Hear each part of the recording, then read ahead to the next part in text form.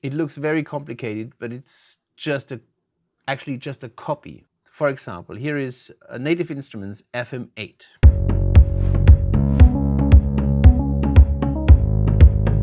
So a very delicate topic when it comes to playing live is using synth plugins. You might have favorite sounds in different plugins. I mean, there's a lot inside Ableton already that you can use, but of course you have other manufacturers that you want to integrate as well.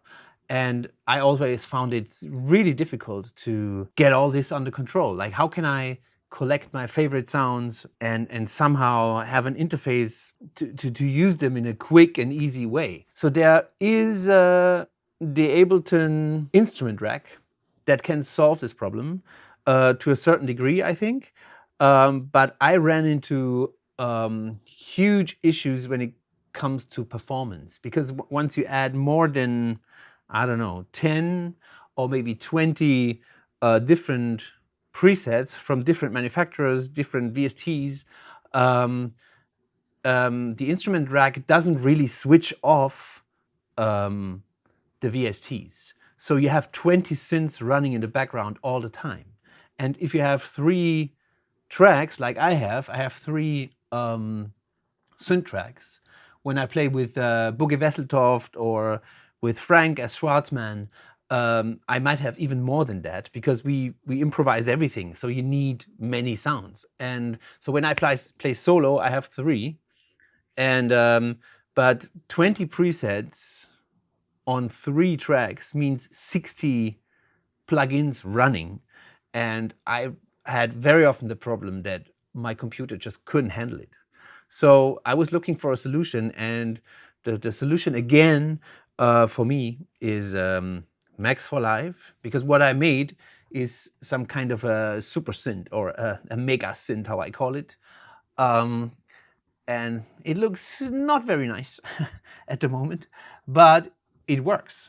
So what it does, or what you can do inside Max is load any VST that you like. And so in this little box here, so it's 3 of them. In this little box here, and I double click, here are all kinds of VSTs. It looks very complicated, but it's actually just a copy of everything. And if we look inside one, let's say, so here are my favorite plugins in a way. So for example, here is a Native Instruments FM8, and they are all switched off. You can see here's a knob. You can load into this thing whatever you like.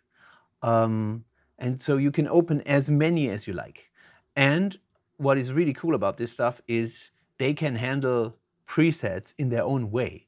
So you can make a snapshot of the current plugin setting and save it inside Max. And then you can access it from outside. I'll show that later. And then you have another plugin, for example, like the Korg MS-20, which sounds great, or Native Instruments Massive, one of my favorites ever. So I save all my favorite presets to all the favorite synths: Repro 5, Silent, Diva. What else do we have here? We have Contact that contains samples, another Absinthe. Then I have Arturia CS80. Here's another sample-driven thing. Here's a piano by much loved Spitfire Audio, and here is some Roland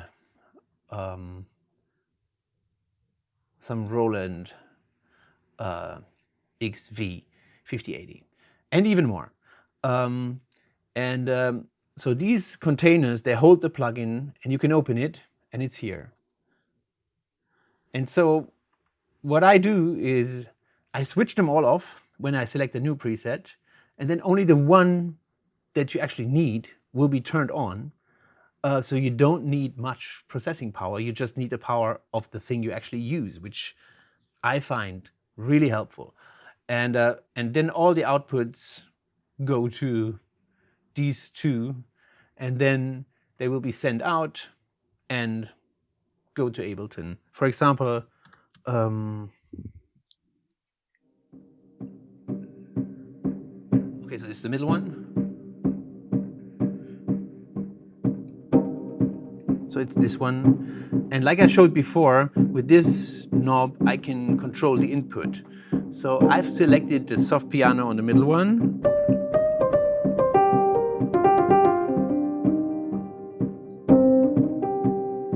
It's this one. I go to the very left. I get bass.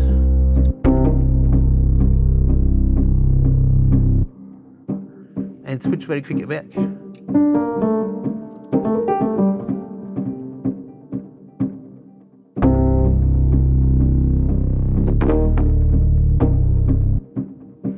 And the same with the lead.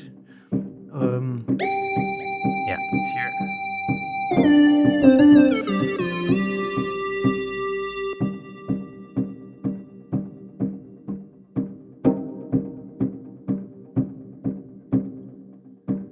And so now, how are the presets selected? They're all saved in this text file that Max for Live loads. So they are here. And I can put whatever I want in here. So what I do is, so this is preset number 2 or number 3. And I need to tell the system which synth I want this to play. So this is the MS-20, should play number 3. And in the MS-20, this is number 6, preset number 6. So, or you could, if you want to use a MIDI program change instead of snapshots, you could also put a MIDI program change in there. And then I want to tell the system what the name of that sound is. So I've sorted them: basses, leads, keys, percussion, pads and strings, acoustic instruments, chords. And whenever I find a new one, it's pretty easy to add them. And so that is finally a solution that works really well for me, because I have really quick access. And maybe if you're wondering all the time, what is this stuff here? Where does this come from? So this is pop-up windows that are generated by these synth collections. So there's one pop-up window for each channel. So this pop-up window gives me all the sounds of the first channel. And it's the same thing, it's the same here again. So I can quickly, very quickly select the sound I want. And also here. And if you prefer to put them on a different spot, you can put it here as well. And so you can put all those windows that tell you things wherever you want. This is also something I find very helpful. And so this is how I set it up. So I have very quick access to many, many sounds, and they don't use much processing power. Then there is another feature, which is the control of the most important parameters inside those sounds, because every sound has a different, maybe 2, 3 knobs that are really important for the sound. Or maybe for the live, you only want to use one, for example, like cutoff or decay, whatever is important to you. In my current version of this thing, I only have one important sound. Yeah, again, like an important drama sound. It might go to different destinations at the same time. And so what I made, so I select this thing here. Let's say I use this sound. So it would load it would map this to the cutoff, and then you can see that I have 3 different color needles here. This is the MIDI that comes in, that's the knob I'm currently turning. And as you see on the green thing, because I haven't touched the current um, setting. It's kind of a takeover. You know that from other MIDI stuff. So just when I touch that parameter, it will take the cutoff. So you can hear it.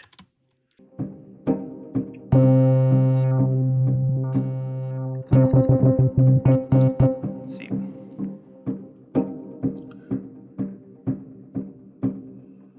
Yeah.